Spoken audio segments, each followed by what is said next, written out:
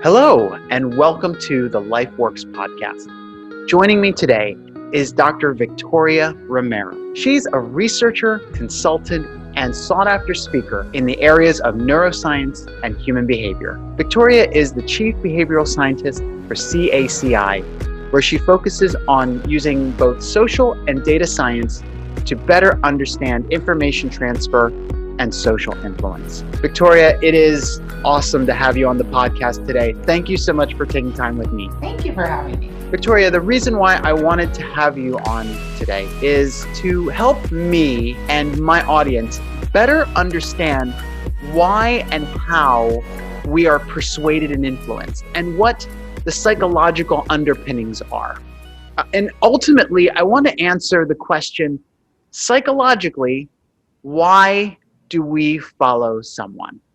That is such a complex but such an important question. There is an entire field of psychology that concentrates on behavior change and influence and persuasion. So asking that question is asking to put an entire degree's worth of information into a podcast. So I'm excited to dive in. So let's talk about it.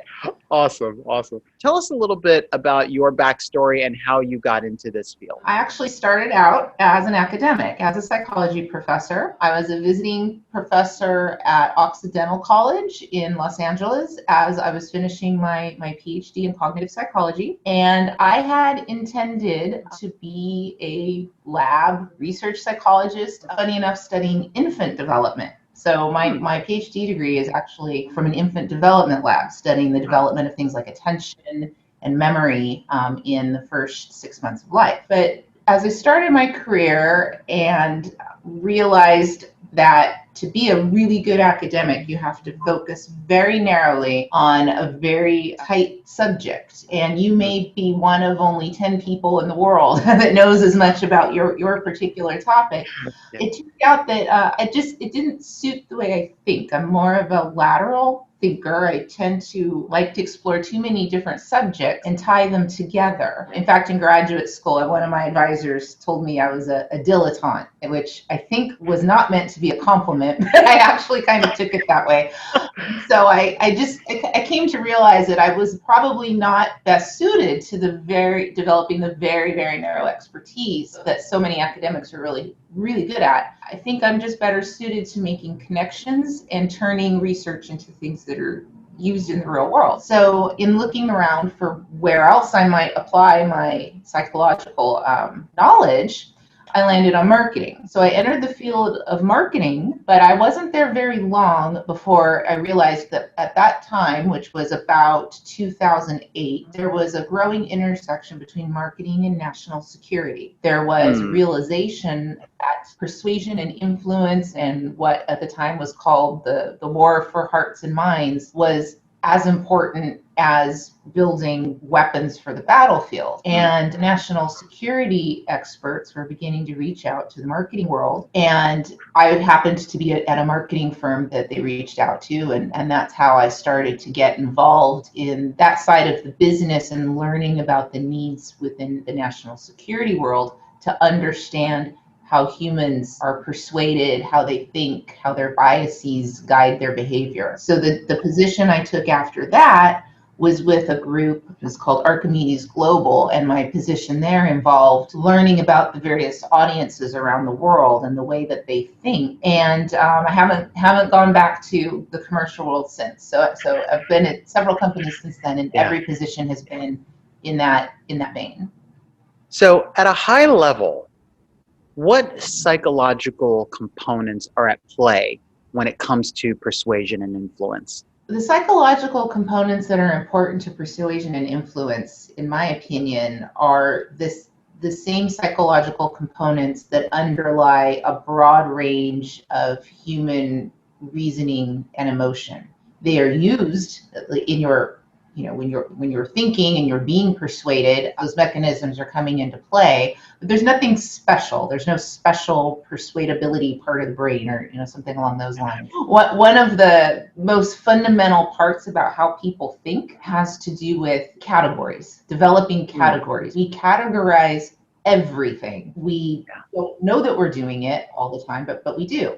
And it's important to do that because if we had to think of everything we encountered as its own individual entity, that would be overwhelming. We would not be able to process that amount of information on a day-to-day basis. So we think of categories. And so, if you go to the grocery store and you look at that ridiculous cereal aisle with 900 boxes of cereal, you can't look at each one and think, do I want that? Yes or no. So you've got categories, and we may have different categories, but in my mind, I might have healthy and unhealthy, and then under healthy, I might have like taste okay, tastes like a bowl of nuts I collected in the yard, and so I mean, and you kind of go down, and it's only when you get to a small enough category that you can actually think of the various elements inside of it that you're down to individual entities. But we do that with everything. We do it with people. We do it with ideas. Ideas, if you look at the American landscape right now, ideas are liberal or they're conservative. You can get a little further down. If they're liberal, they're more like traditional liberal or they're progressive. But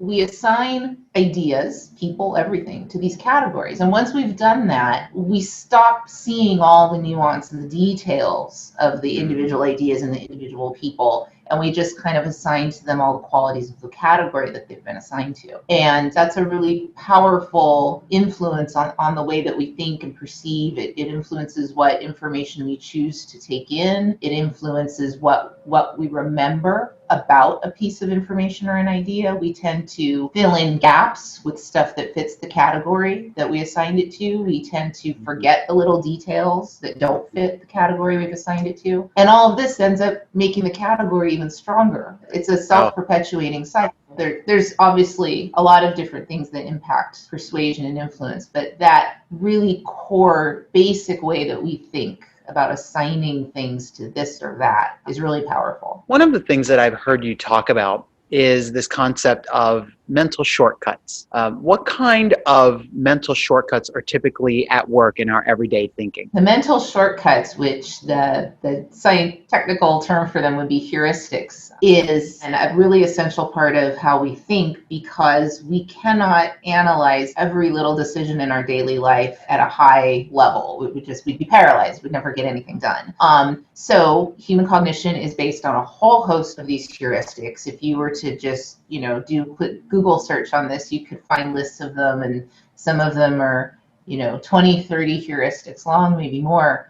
And most of the time, they lead to generally reasonable conclusions, but there are some pretty salient cases where they don't. I think one of the ones that's particularly important to attend to these days is the heuristic of availability. And so this is the notion that you think that an event, an idea, a type of person is more common based on how often you encounter that kind of event or person. So let's just give an example of a car accident. You base your perception on how frequent car accidents are on how often you're exposed to car accidents. So that could be in a news story, it could be a car accident you saw driving down the road, it could be something your friend said to you about a car accident, but you are not basing your understanding of frequency of car accidents on data. I mean, that, not to say a person couldn't do that, but that's not really generally what we're doing. Usually we just use this little shortcut of something feels like it happens a lot or it feels really rare based on just how often we think about it. And, in the world before internet and in the world before mass media, that was actually probably a pretty effective way of gauging how likely something was to happen to you because you would encounter things at the same frequency as which they really happened. But that's not true anymore. Now we encounter news stories of things that didn't happen. First off, that's a problem. Right. But even if we're talking about accurate news chooses sensational and scary things to tell us. Who considers it news, that I drove to the office without incident, right? It's not something that anybody needs to hear about. So we hear about scary things and we hear about bad things much more often than they occur, completely out of balance in terms of how often we hear about those things versus non-occurrences and safe, good outcomes.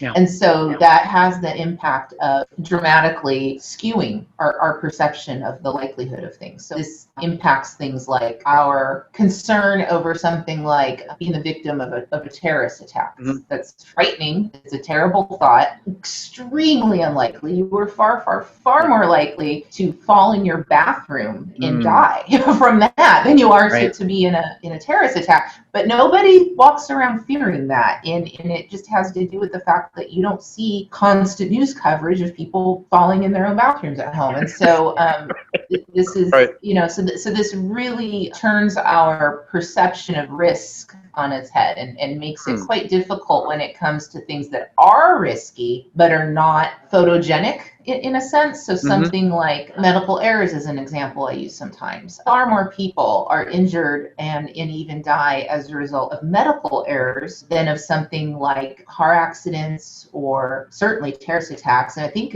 if you look at the stats, even gun violence is lower than medical errors. And most people don't know that. Most people don't feel fearful. It's just an example of where the amount of emotion and fear we have about something is a result of the discussion around it, the news coverage, not actual data. One of the things that strikes me about what you're saying is that it actually is very helpful when you look at the data. What you just said is that gun violence and car accidents and even terrorist attacks, the things that we think are a persistent part of our reality, is far less likely to happen to us than us slipping in the shower or having a medical error, which might actually cause an unfavorable outcome in our health or our life. Actually, what you're saying is a good counterbalance to the extremes that we really get in the media. And so really, really well put. Thank you for sharing that. Another question that I have is actually related to biases. What are some of the biases that we have that are sort of with us on a fairly consistent basis? One of the biases that is a direct result of that categorization inclination that I mentioned earlier is the in-group, out-group bias. I think most people are already aware of this. You prefer members of your in-group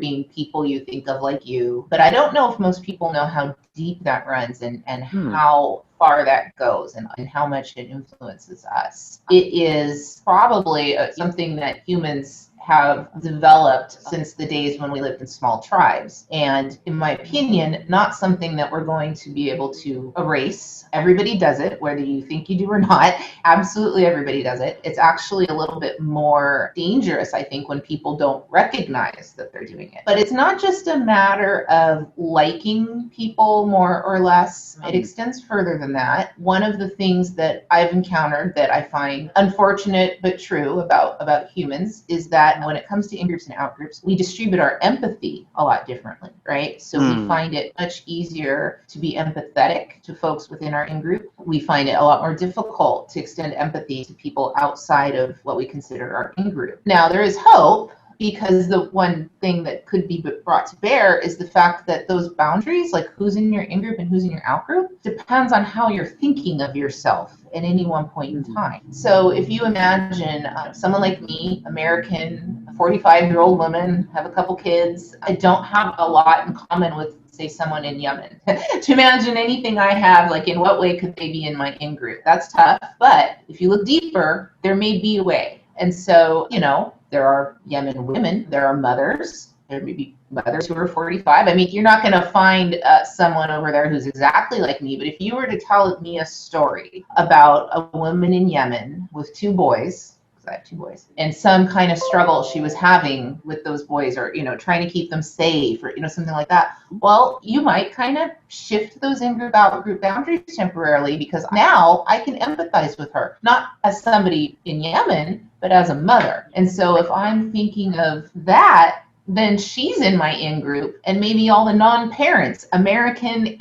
and otherwise, are now the out-group. And so that is one way, I don't know if I'd say to counter the in-group, out-group bias. It's not, you can't get rid of it. It's more, you have to think of ways to work with it. And I think that's the case for a lot of our human cognitive biases. They are, in some cases, so deeply ingrained that it's not useless to educate people about them, because I think it is good to understand the effect that they have on our thinking. But I do think that it might be a stretch to imagine that people can stop having these biases, that they can just correct the bias. I think that a better tact is to work with them, sort of a martial arts angle on that. Instead of trying to just take a bias head on and eliminate it, consider it, understand how it works, and think about ways that you can advance better messaging, better outcomes by working with them. How do we develop biases? That's an excellent question. So something like the in-group, out-group bias, I think, comes directly from our categorization, which I think this is a place where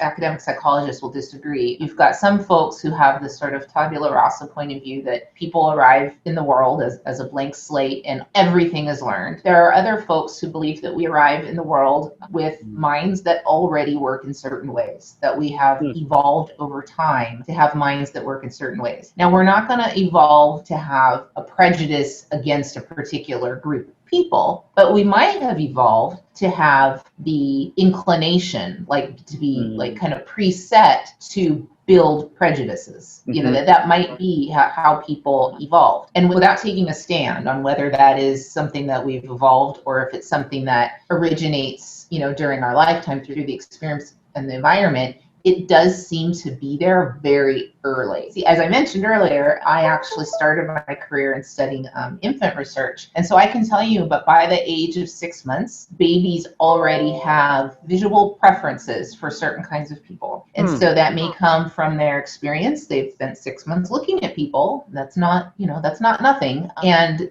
they will see certain kinds of people more often than others. And it very well may be due to experience, but nonetheless, it's already there by 6 months. So something about that kind of bias that either is built into us or is so core to our development that anybody around the world develops it very early on. If you want to come up with a more concrete analogy, something like walking. It's very rare a person doesn't learn to walk. If somebody doesn't learn to walk, something has gone wrong in development. You might say the same thing that for example, you cannot learn to speak if you can't categorize. Categorization has to come first. And so it may be that things like, a racial prejudice is an undesired byproduct of the fact that we rely on categorization, but categorization is absolutely essential. We wouldn't be able to think if we couldn't do that. What role does emotion play in persuasion and influence? That's an excellent question that I don't like the answer to.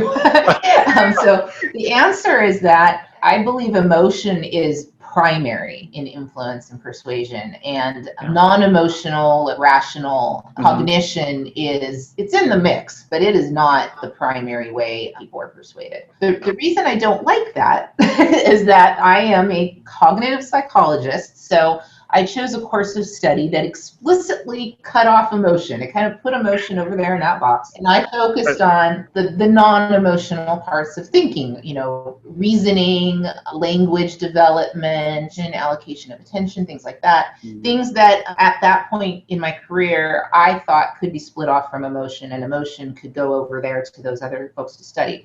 I have since then changed my mind about that, and I believe that emotion is integral to all parts of thinking. You can't really pull it apart, despite the fact that that may be the way that textbooks are written, but it doesn't work that way in the wild, in actual active thinking people. And in many cases, I'd say more often than not, we arrive at our opinions and beliefs via emotion, and then we bring the reason in as a justification. It tends to more often be the way that we're explaining to ourselves why we feel a certain way. It's not so much the true reason we feel that way, it's kind of the little layer on top that we use to explain it to ourselves and to other people. Now, that's not to say reasoning is never involved. It is. But in order to convince somebody of something through reason, through non-emotional, factual argument, you have to have several things. First of all, you have to have an audience that cares about the topic.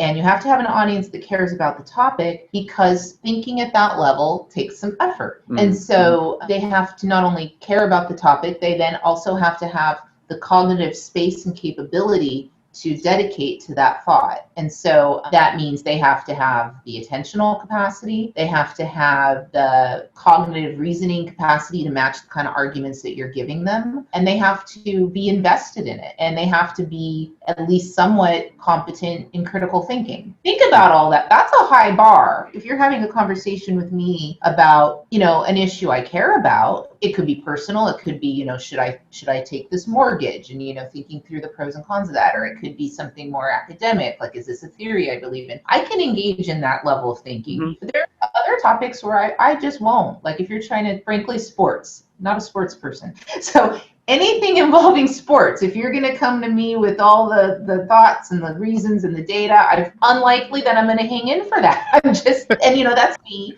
And just go back to that grocery store example. You're not going to do that. You're not going to sit and study every label on every cereal box and think about, okay, well, this one says it has fiber. Let me think about the data on fiber. I mean, you're just not going to do that. You might do it for a couple things in the grocery store. People will do it for a lot of things in the grocery store, but a lot of people won't do it at all. And these may be people that care very much about something else. They just don't care about fiber. And so the times when you can get people to that level of attention and that level of cognitive engagement, that's fantastic. And then you do have a very good chance of getting some really solid, probably fairly permanent persuasion. But the thing is that that's not usually the case. Usually you've got people scrolling over their device, looking at little headlines for a second or two if you're lucky. You've got people listening to something is on the radio in the background while they're talking to somebody else. It's not the case that most persuasion is happening in that high engagement arena. So when it's not, that's when emotion becomes really primary. And that's where you're attending to things like how persuasive does the speaker sound? Not in terms of you're making good points, but in terms of how articulate they are. Do you like how they sound? Is their accent annoying? All of those things come into play. And then at a deeper emotional level, things like, is what they're saying making you feel good or not? So if somebody's challenging you, usually it doesn't feel good. And if you're not in a deep cognitive processing mode, if you're in an emotion mode, and somebody's challenging something you think, you don't like it. It doesn't feel good, so you don't believe them. And in the opposite vein, if they're saying something that makes you feel good, maybe it sort of vindicates you, it makes you feel less guilty about something, it makes you feel like good because, that confirms what I thought. Yeah, I thought I was right. Then that feels good. And you like that, and you want to hear more of it. And so that's where most of us are most of the time. Just a moment ago, you were talking about how we scroll through our devices 1 to 2 seconds, reading headlines, 1 to 2 seconds if we're lucky. A lot of misinformation and even disinformation comes through those channels. Is there a part of our brain that buys into fake news? Well, yes and no. There is an inclination on our part to buy into news that fits what we want to think and feel about ourselves. It doesn't necessarily mean it's fake news. Real news will do the same thing. Yeah. But the catch is that fake news has an advantage over real news because it can be specially designed to fit exactly what particular audiences want to hear. I mean, we can take the pandemic right now as an example. If you look at real, true information that comes from scientists about the pandemic, it doesn't really exactly fit what anybody wants to hear. Like, when's the vaccine coming out? We're not sure. Right. Maybe spring, but we don't know for sure. And, there's all these complex questions and these tests have to be done. And then we don't know who will get it. It's a complicated answer. That doesn't make anybody feel good. What makes you feel good? It'll be out in a month. Great. I like that. So, if you're developing fake news, you have a big advantage over real news because you can make it exactly what people want to hear. You can make it fit what people think already, so you can reinforce their existing beliefs. If you know that they have a suspicion, like if you're trying to get them to dislike somebody else and they have a little hint of a suspicion there, you can just give them exactly what would pull that suspicion up and reinforce it. And the real news, the truth is just not ever that simple. So a bunch of complicated, well, maybe this or maybe that, but you have to consider this, and that's what real news really is most of the time, and that doesn't fit. It doesn't hit the emotional button. Right. It doesn't hit the notion of feeling clear and easy. It sounds like, oh, I'm gonna have to really think about this if I want to understand it, and I don't feel like it, so I don't pay as much attention to it. I mean, fake news can be so fast and easy and hit every single button, and that's what makes it effective. It's not that there's anything about our brains that prefers fake news to real news. It's just news. To your brain, information is information. It doesn't know which is real or not. It's the match. And if there is true news that fits exactly what a population would like to hear, then it would work I think it would work as good as fake news. It just doesn't happen nearly as often.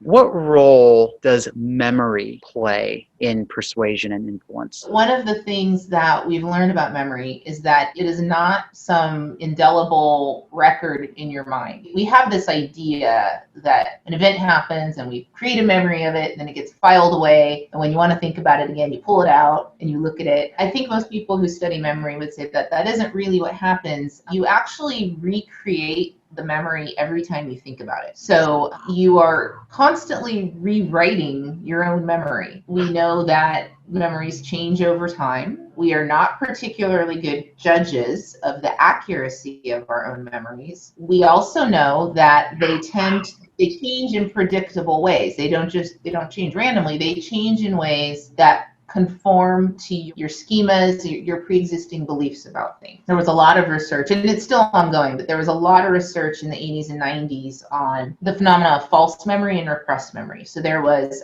concern that there may be memories that people have repressed. And in fact, that does happen. It may not happen as frequently as some people had thought originally, but it does happen. This led to, well, if somebody spontaneously remembers something, how do we know if it was a real memory that had been repressed or if it's a false memory? People worked for that on a long time trying to figure out, how can you tell the difference? Well, it turns out there is no difference. A memory in your mind is the same. It's a memory regardless of whether it came from a true event or not. So again, same as before with, it's almost like your brain has created its own fake news, in a sense, these false memories. They are indistinguishable from a real one, at least so far. I don't believe anybody's come up with any good ways to reliably distinguish them yet. Now, the way that they change is that they morph into ways to fit with what you already think. So a typical example is something you might do to your intro psych class to pull one over on them on the first day and get their attention. If you tell a story about a fire, and there's a lot of stuff in the story, but one of the elements of the story is there's a firefighter, and then later on, maybe the next class, at some point in time in the future, you ask some questions about the story, and you never said fireman, you never said it was a man or a woman. Most people will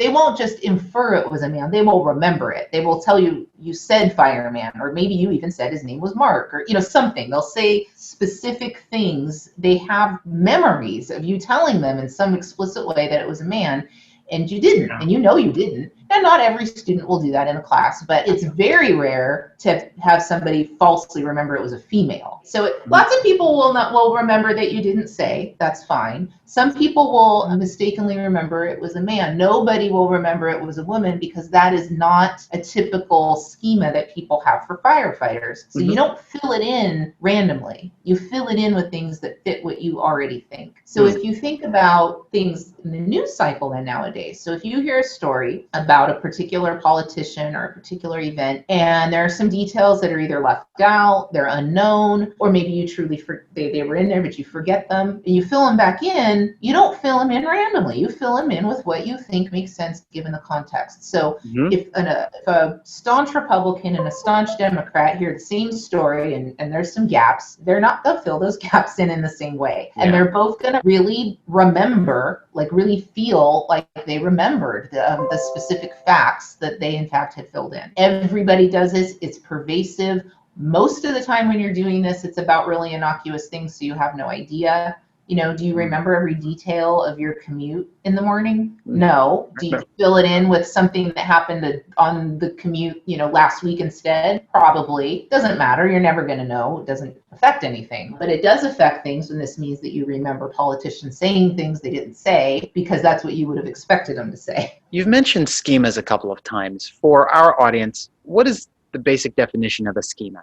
A schema is a mental framework. Maybe a better way to think of it would be like a script, and this could apply to anything. A standard when you're learning about this in psych classes, going to a restaurant. In the US, you have a basic script for what happens when you go to a restaurant, at least in non-pandemic times.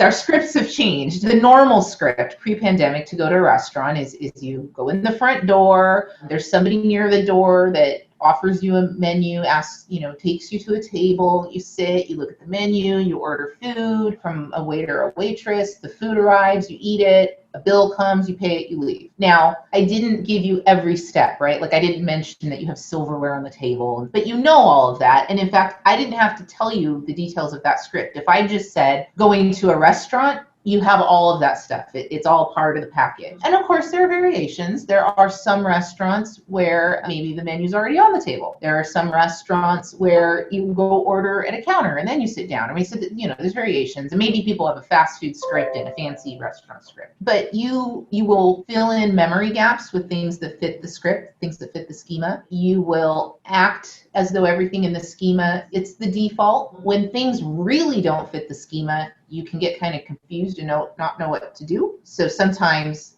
this happened to me when I was a young adult and the first time I went to Europe, and they don't bring you the bill in a lot of places until you ask. Whereas in the US, the bill usually shows up. So this is a part of the schema that's different. So there I am wondering, where the heck is my bill? Getting annoyed, thinking that, the wait staff was really lacking, when in fact they were probably someplace thinking, why the heck won't this woman ask for her bill? How long is she going to stay here? Yeah. So when you mismatching scripts, things can go awry. But we have those schemas for absolutely everything. You have schemas not just for events, but you have schemas for, I mentioned political parties. If I say somebody is a Democrat, you've got a whole schema for that. You already know what you think they feel about abortion, gun control. I can name off a whole list of things: welfare, tax reform, free trade. I could now you might be wrong for any individual person, and you may acknowledge that, but you have the picture. You have what you think, if I say Republican, you have the picture. If I say Libertarian, you have the picture.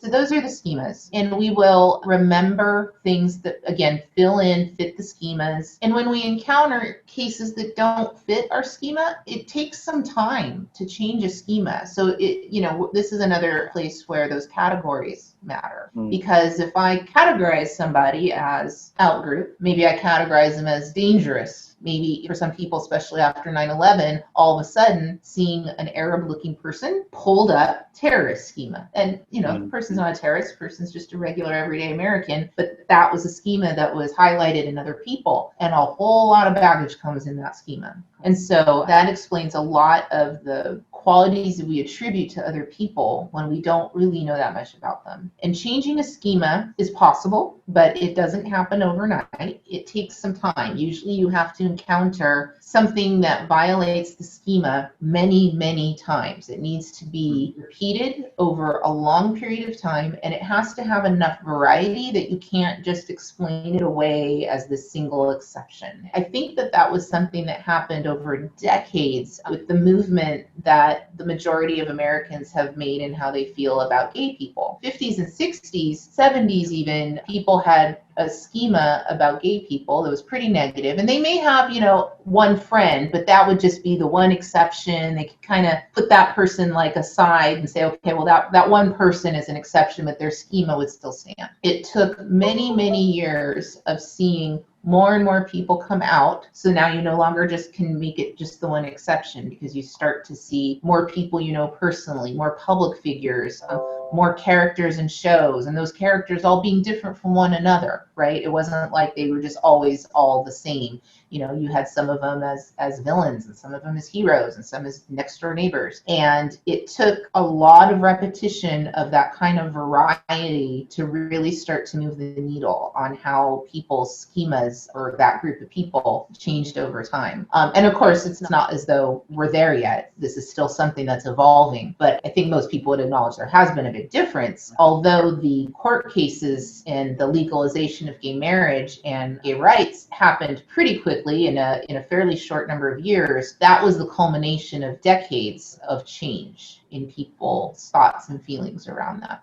that issue. What is psychological identity, and how does that factor into persuasion and influence? Your identity is your notion of who you are and how you fit into the world. It is all the ways that you think of yourself in terms of, I mentioned this earlier, for me, I can think of myself as a woman. I can think of myself as a scientist, as a resident of Virginia, but actually a Californian at heart. There's a lot of different ways that I think about myself. And everybody's got this very multifaceted package of ways that they think about themselves. Which group you feel is your in-group can actually be in flux depending on which part of your identity is most salient to you at any one given point in time. So are you, when you're hanging out with a group of friends that you went to college with, you feel different in some way. If you were like a big football skull, like my husband's college buddies, they all went to Ohio State. So when they get together, they are Buckeyes, and that's an identity. I mean, that's an important thing for them. They all have in common, and that is certainly highlighted for them when they're together.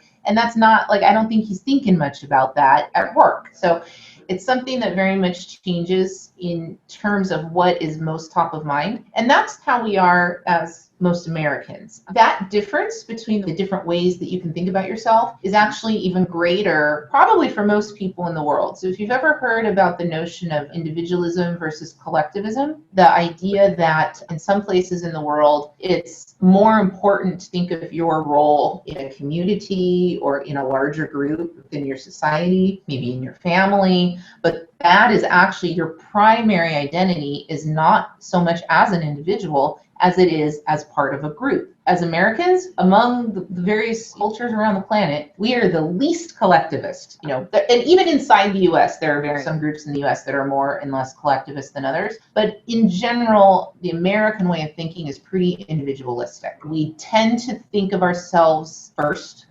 We prioritize ourselves first, and we think of pretty small units in terms of our identities. So everything I just mentioned about the different ways that we think of ourselves in different circumstances is even greater for those collectivist groups, because for an American, even when you're thinking of yourself, as a Buckeye or as a scientist or, the various things, you're still you. There's still a core you that's there. And that core individual persona is weaker. It's less salient in more collectivist cultures, and the group identities are stronger for them than they are for us. That's important when you're thinking about how you're communicating to people, the kinds of messages that you want to deliver. And this is where there's a big disconnect between how we message out and how other people receive the messages. When we message out and we're trying to promote a person's own individual sort of self-preservation, that is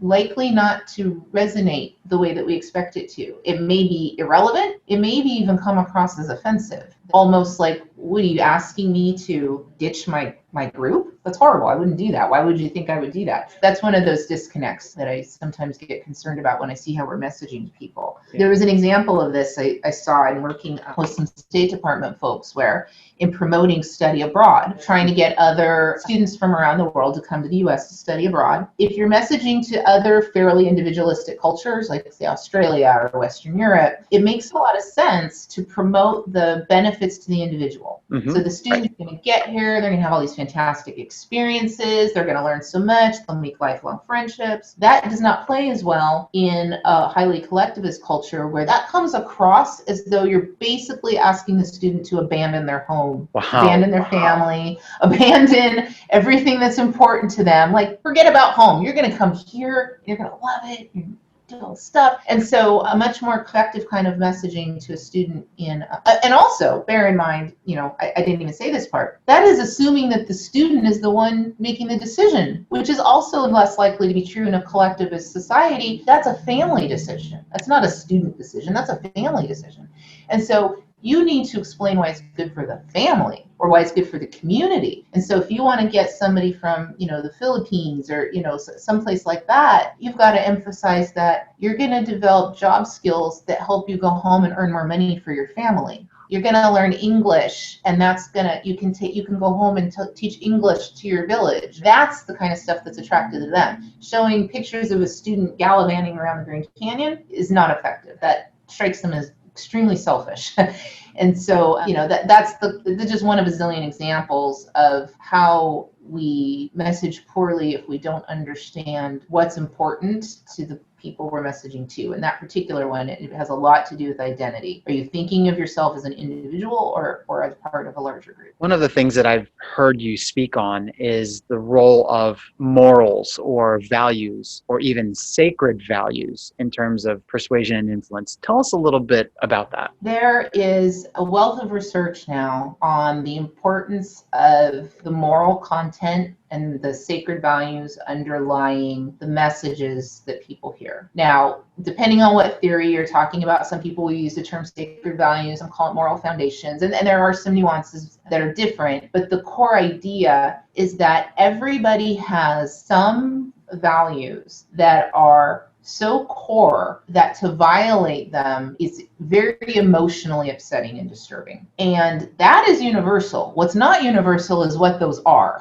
Those can vary dramatically. When you talk to people about a sacred value that they hold, it is so core to them, it's even hard for them to wrap their minds around the fact that that isn't a universal value. And so this comes across, and I hate having to give this example, but it is to me the most reliable way to hit a sacred value, at least in an American population. Most Americans have a sacred value around protecting children and specifically around not engaging in sexual activity of any kind involving children, so against pedophilia, basically. And that's like when I talk about this, I even put up more explicit stuff in the class because I want people to be like, ugh. And by the way, for the podcast listeners, I don't mean explicit. That came across badly, not like a picture or something, but just a statement of endorsing. And people grimace. People get a bad look on their face. And I don't even like saying it. Like, it gives me an awful idea to even bring up this topic. And you probably see it on my face right now.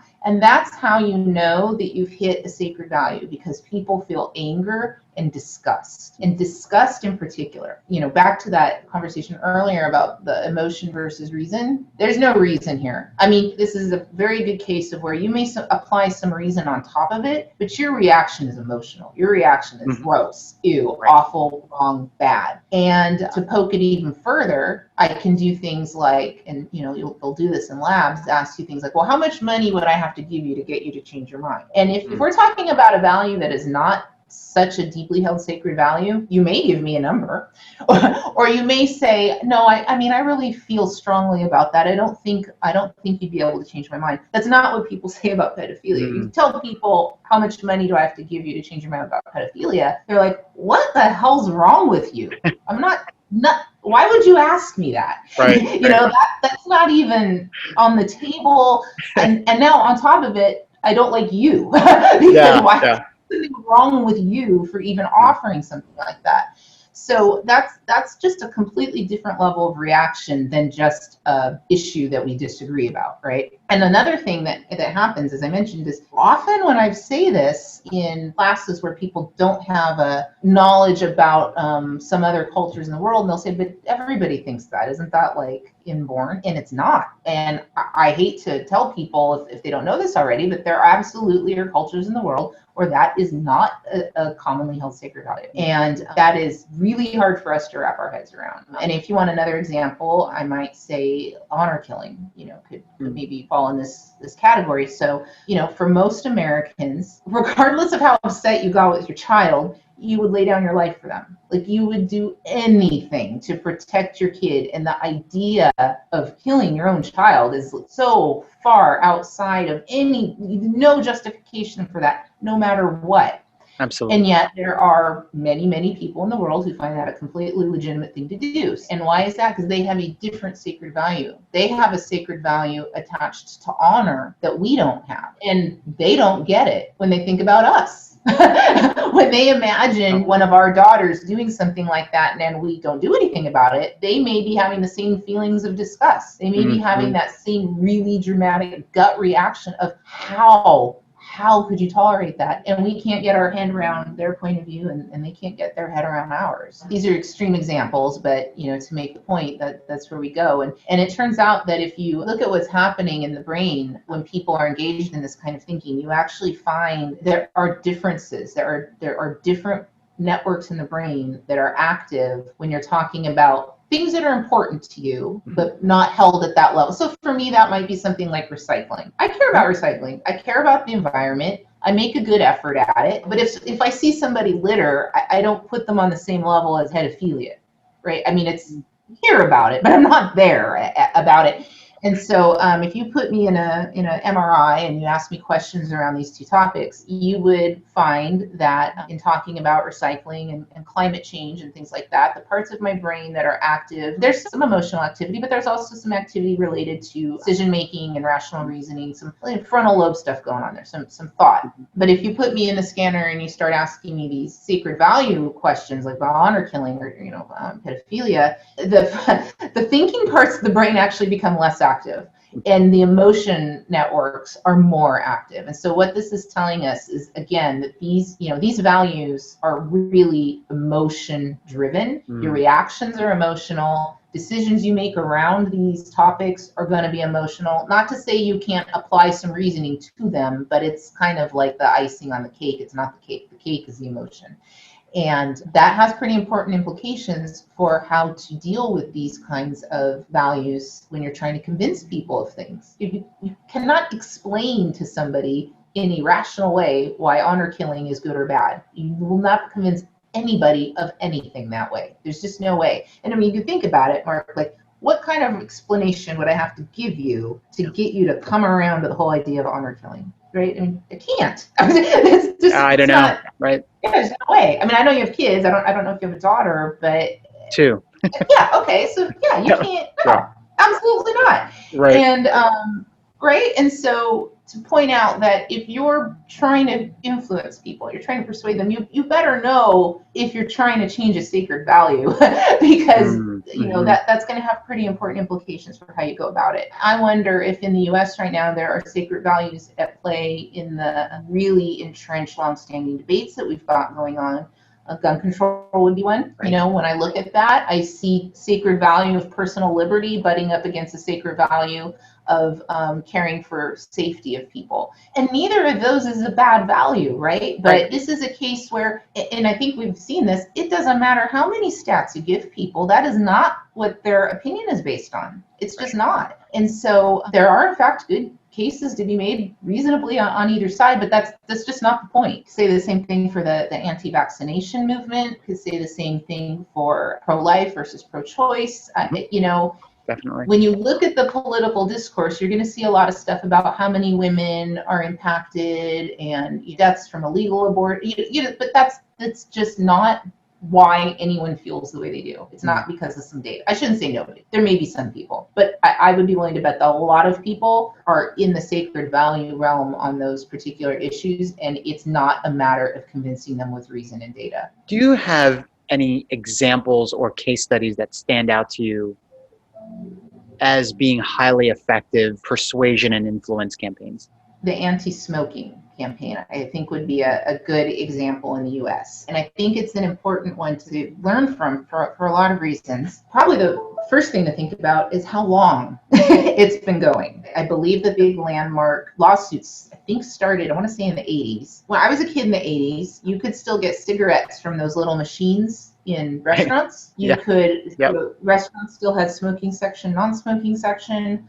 It was very different. And now, of course, completely different situation now, but that's 40 years, So I think one thing that people sometimes don't realize is to have really sticky, persistent change is not going to happen from one campaign that you put out for a year. I mean, the ones that we've seen that have worked well have come from all different messengers, all different venues, and have been really persistent over at least years, if not, we're talking decades. So that's one thing to think about. And then another thing to think about is all the different ways that people tried to change smoking behavior. Now, is smoking a sacred value? Probably not for most smokers. It conceivably might touch on some for some people, though. Some people might have a notion of, remember I don't know, but the Marlboro Man? He was sort of the emblem of a particular brand, but he got bigger than that. He kind of became the emblem of smoking. And more than that, there was a lot attached to him about identity. He was a cowboy for one thing, and if there's anything that epitomizes the rugged individualism that Americans love, it's a cowboy. And he was like the strong, silent type, super masculine, super individualistic. And if that's how you want to think about yourself, you buy into that. And part of that is nobody else is going to can tell me what to do. You can tell me I can smoke or not smoke. And so that really kind of built into this sense. So it may, even if just smoking in and of itself is, not likely to be sacred value, if it becomes incorporated into this piece of your identity, it becomes part of the value of self-determination and freedom and becomes part of your identity, that's strong. Again, this is where, if that's the level that you're at, giving people data, I mean, they may not even believe your data, right? Because if they've got a schema set up, and remember, of course, everybody's got the I know so-and-so who smoked and lived till he was 109, so you've built a schema around that. And the data's coming in, you're not gonna think it's true, or you're gonna forget parts of it, or you're gonna find ways to discount it. In that case, it wasn't there certainly were some people that the data mattered, but there are probably also people that it wasn't about giving them data. It was about destroying the Marlboro Man. It was about picking him apart. And it was about, and if you think about the campaigns that came out, some were data driven, but a lot of them were much more emotional and were meant to give a picture of a smoker that countered the Marlboro Man. So one that a lot of people might remember is the woman with the hole in her neck talking, and she looked so sick. There was a series of campaigns linking, this is a direct attack on Marlboro Man, linking sexual impotence to smoking. They showed men with cigarettes and the cigarettes would wilt.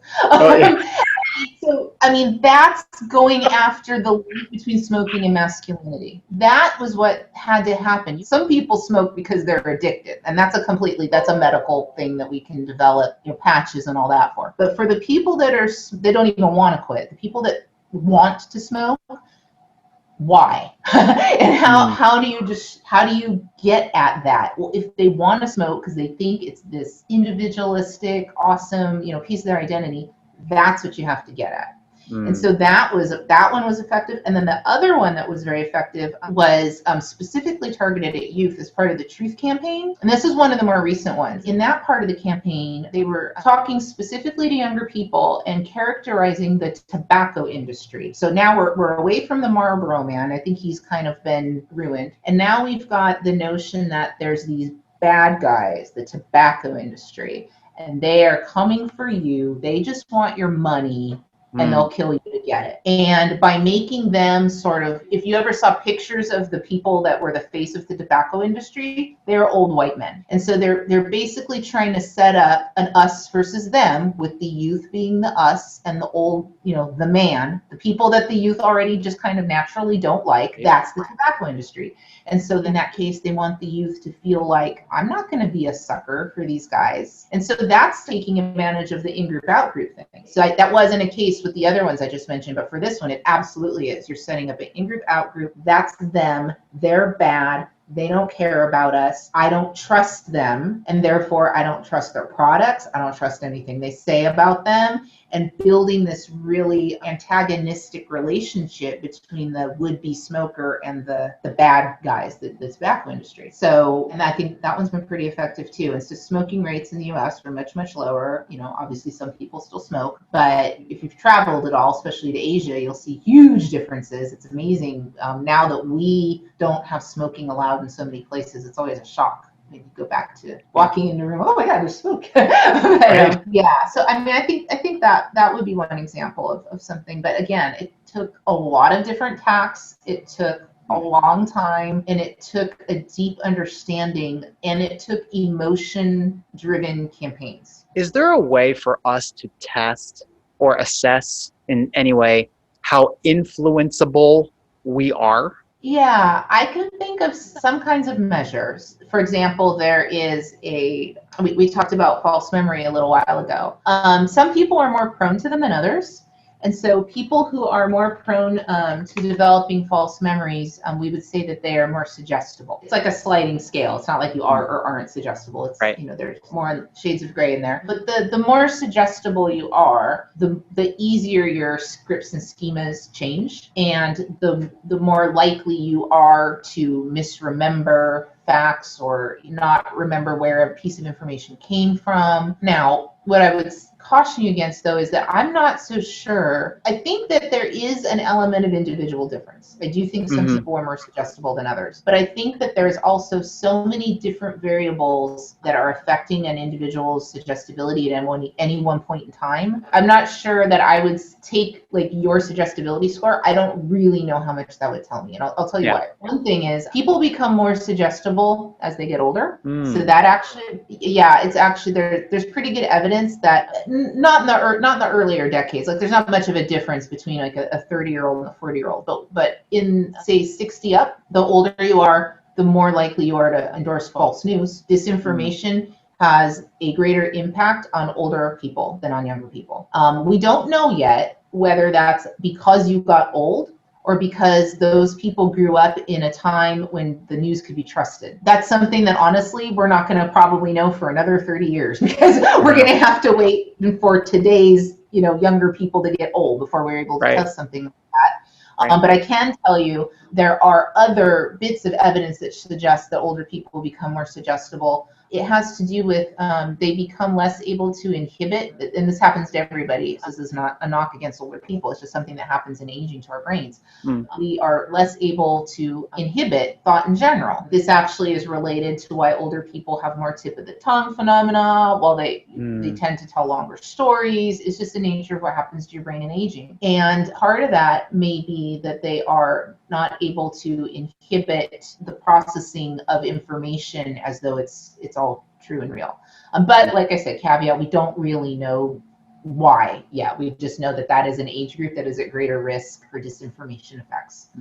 The other thing we don't know is your suggestibility is probably very related to, in any given moment, how many cognitive resources you have to bring to bear on an issue. So you're more suggestible when you're tired. You're more suggestible when you're upset. You're more suggestible when you're busy or when the topic is complicated and you don't have enough background on it. I mean, all of the things that make information harder to deal with will make you more suggestible in that particular instance. So I do think that there are individual differences, but I'm not sure how important they are. Like, I don't know if a very suggestible person on their best day may be less suggestible than a less suggestible person on their worst day, if that makes sense. And so I think everybody is vulnerable at some time. How do we think critically about information that's presented to us? There's whole rubrics for critical thinking that involve, examining, where did the data come from? What kind of data are they? Checking your own biases. The fact of the matter is most of us can't do that all of the time. I think that there are some habits that maybe these are like counter-heuristics in a sense, but just remember, educate yourself about those biases and just have them in mind. So, now that I've told you about the availability bias, maybe the next time you are listening to the news and you're hearing about this terrible thing that happened in Belgium or something, and someplace far away, and you can kind of think to yourself, well, now there is an example of a thing that is probably super rare, and yet I'm hearing about it, and I wonder what other things happened today that I didn't hear about. I mean, it's not, obviously you can do this all the time, but it's just an awareness, I think, so that it will not erase your bias. It will not correct it, but by remembering it exists, it might help you take that extra step. So if you become fearful or are concerned about, should I go on a trip to Belgium now, and you're thinking about that awful thing, well, remember that the availability bias might have come into play. So now you can hop online, look at what the State Department has to say to travel to Belgium, and look at it and say, oh, actually, it looks like it's fine, and that was just this one incident that could have happened anywhere. It could have happened a block over. So I'm no better off going to to the store than I am going to Belgium. So maybe I'll take my trip. Not trying to combat the bias, because that's not going to work, but just reminding yourself of it, and then taking the time to learn a little bit more about it. But again, you will only be able to do this for a minority of things. And so you also will need to bear in mind that what's important and what's not, have some trusted sources that you can refer to.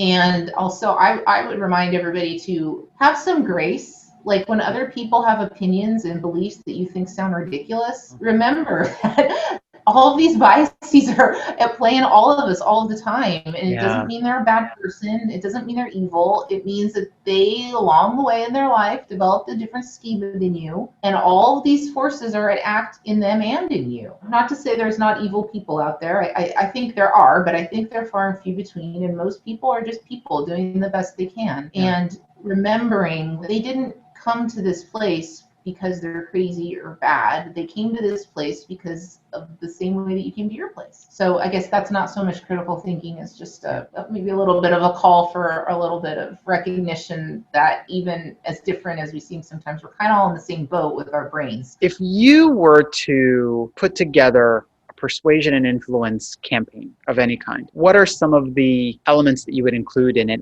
How would you go about doing it? The most fundamental, call it two most fundamental things. The first is before you start, you have to understand what you're trying to accomplish. And if you're trying to accomplish a feeling or a belief, really, really hard, and you're not going to know if you succeeded. If you don't know if you succeeded, you're not going to be able to tune your approach. You're not going to know when to stop. You're not going to be able to track your progress and make corrections. And so I think the very first thing you have to do is understand what real world objective effect are you trying to create. So in the case of smoking, I mean, that's an easy one. You could track cigarette sales. That's an easy one. In a lot of cases, we're not looking at things that are that easy. If we're trying to, reduce animosity towards ethnic minorities in Europe or something like that, that's a little harder. So you need to put real thought into what does that mean? Am I tracking hate crimes? Am I going to do periodic surveys of people? You need to figure out a very concrete way to know if your efforts are working or not. Because if you don't have that, all the rest of the stuff you do, who knows if it's working? You don't know. So that would be the first step. Now, imagining you've achieved that, I think the next thing then is to understand your starting point. Now, some of that is just baseline data about, current cigarette sales and current surveys about feelings toward ethnic minorities. But more importantly, I'd want to understand why the group that you want to influence is behaving the way that they are. So we talked about that a minute ago with smoking. Why do people smoke? Some people would like to stop and they can't. Okay, so that's one group. Some people smoke because all their friends smoke. Okay, that's another group. Some people, it's an important part of their identity. They got this like Marlboro Man thing going on. Okay, that's a group. And you got to understand the why they're engaging in that behavior. Because if you've got the Marlboro Man crowd and you're talking to them about health risks or about being a sheep that conform, in fact, that one might even backfire, right? If you think that they're smoking because everybody else is smoking, but they're actually smoking to be an individual, and you're trying to tell them, don't be a sheep, they may very well say, no, I'm not a sheep. That's why I smoke.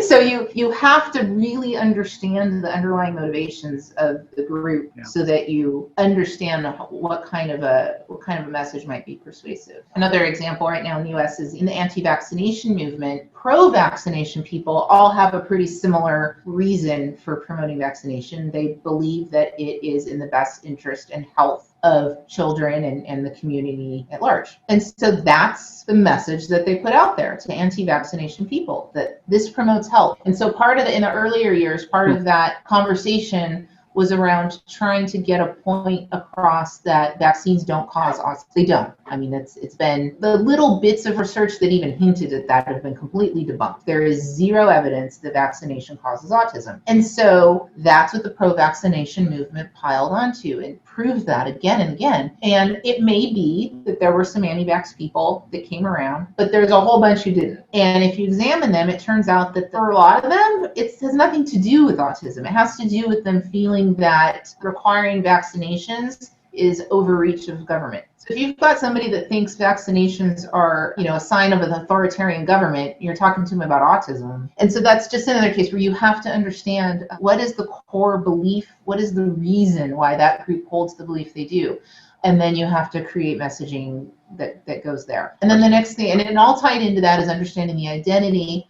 And then I would also suggest that the messaging that you create certainly can include rational, critical thinking based debate, but it had better also include emotion. If you neglect the emotion, you're going to leave behind a big part of the audience. And there may be some campaigns where the mix will vary, depending on the topic. But if you're imagining that you're going to go in and make big changes just based on some wonky explanation, I doubt it. I doubt it in most cases. So I want to get out of the realm of expertise, and I actually want to ask you some more general and advice and lessons learned questions. If you could share one secret of your success, what would that be? That's a hard one. Well, I call it perseverance. Some people who know me might call it stubbornness. It depends on who you ask, but I do tend to get perversely more motivated the more difficult something is. This has attracted me, I think, to a lot of the work that I do with DARPA, the defense organization that is specifically tasked with doing the most moonshot, difficult research out there. Awesome. DARPA is made to do the research that any other organization would think was like, that'll never work. That's crazy. And so, and I love that. I love that notion of like, this is the stuff that other people think we're a little bit crazy trying to do. And so, good. Yeah, the harder it is, the more excited I get about it. Which I think does two things. One, it keeps me on the problem until I make some progress. But two, it also puts me in a space where a lot of people, it's a self-selected group. A lot of the people already got scared off, so I don't have as much competition. Right. I get that. What is the greatest lesson that you've learned, either in life or in business? I think this applies both to the work that I do as well as life. Role of emotion.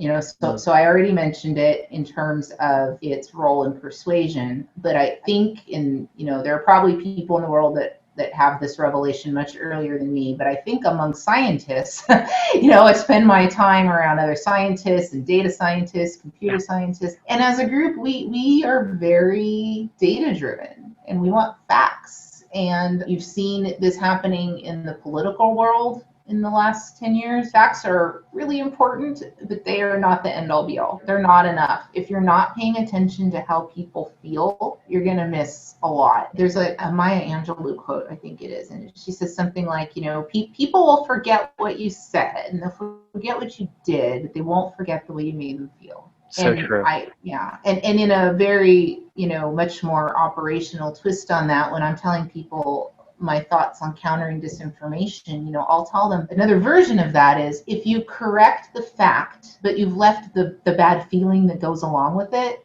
that doesn't do any good.